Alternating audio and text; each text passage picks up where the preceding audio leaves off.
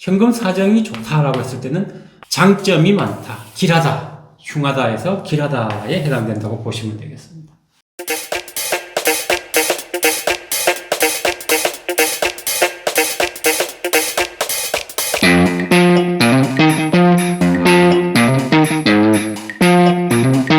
안녕하십니까. 대현공풍수. 저번 시간에 이어서 오늘은 6, 7 숫자에 대해서 설명을 드리도록 하겠습니다. 저번 시간 염정성 숫자 5에 대해서 강의를 드렸고요. 오늘은 6, 7 설명을 드리도록 하겠습니다. 6이라고 하는 건 옛날 표현식으로 무곡성이라고 얘기를 합니다. 무곡. 성질은 금의 성질을 가지고 있고요. 팔괘로는 건이라고 하는 것이고, 방위는 북서쪽을 상징하고, 집안에서는 아버지를 상징하기도 하고요. 인체에 있어서는 머리를 상징합니다. 시간은 술시나 해시, 7시에서 11시까지, 저녁 7시, 7시에서 11시 전까지의 시간을 얘기합니다. 계절은 초겨울을 얘기합니다. 겨울에 막 접어들기 시작하는 계절이 바뀌는 그런 시기를 얘기하고, 직업을 얘기한다면 제일 대표적인 게 공무원입니다. 공무원인데 고위직입니다.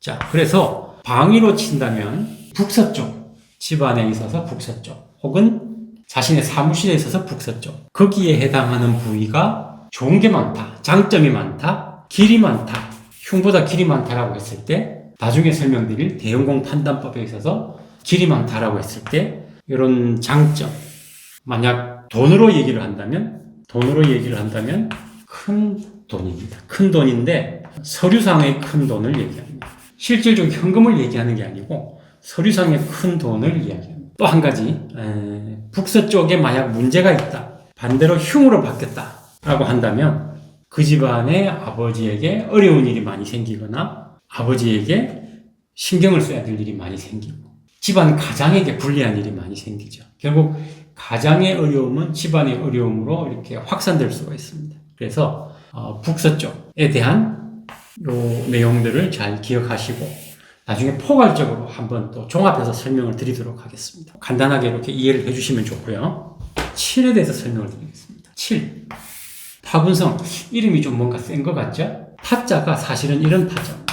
뭔가를 파괴한다, 새로운 창조를 위해서 기존의 것을 없애버린다, 이런 의미도 있고, 군이라고 하는 것은 군대 군자하고 같은 말입니다. 군을 파괴시킨다, 군을 없애고 해체하고 새로 만든다, 이런 의미가 있는데요. 현실에서는 기존에 하던 것들을 완전히 없애버리고 무에서 새로운 것을 창조한다, 이런 개념으로 보시면 되겠습니다. 팔괘로는 태라고 하는 이름을 가지고 있고요. 숫자는 7로 표현되고, 방위는 서쪽입니다. 정서쪽이고, 우리 인체에 있어서는 입이라든지 기관지 이런 부분들을 상징합니다. 시간은 유시라고 하는, 유시는 오후 5시에서 7시를 이야기합니다. 이때가 딱 해가 지는 시간이죠. 그리고 옛날 사람들은 이 유시가 되면 술을 마셨습니다. 술주자가 됩니다. 그래서 유시가 되면 일을 끝내고 술을 마시기 시작하는 시간이다라는 의미도 있고, 계절로 친다면 가을입니다. 가을에 해당되고, 만약 직업을 살펴본다면 말로써 먹고 사는 직업 여러 가지가 있죠. 아나운서, 변호사, 개그맨, 선생님, 이런 직업들이 여기에 다 해당이 됩니다. 그리고 또 한 가지, 이 7이라는 숫자는 현금을 얘기하기도 합니다. 현금. 내가 현금 사정이 좋지 않다라고 한다면 자신이 살고 있는 집이나 가게 혹은 회사의 서쪽을 한번 보십시오. 서쪽이 문제가 있다라고 했을 때 현금 사정이 좋지 않습니다. 현금 사정이 좋다라고 했을 때는 서쪽에 장점이 많다, 길하다, 흉하다에서 길하다에 해당된다고 보시면 되겠습니다. 자, 여러분들 사시는 집, 내가 사는 원룸이 될 수도 있고 아파트가 될 수도 있고, 서쪽에 뭘 많이 쌓아놨는지 아니면 깨끗한지 이걸 보시고 현금 사정과 한번 이렇게 서로 대조를 해보시면 또 재미난 현상이 있죠. 그래서 크게 상징하는 건 현금, 서쪽, 이런 개념하고 잘 이해를 하시면 차후 설명할 때 서로 연결시켜서 보시면 될 것 같습니다. 오늘은 6과 7에 대해서 간단하게 소개를 드렸고요. 다음 시간에는 8과 9에 대해서 좀 더 설명을 드리도록 하겠습니다. 오늘은 여기까지 하겠습니다.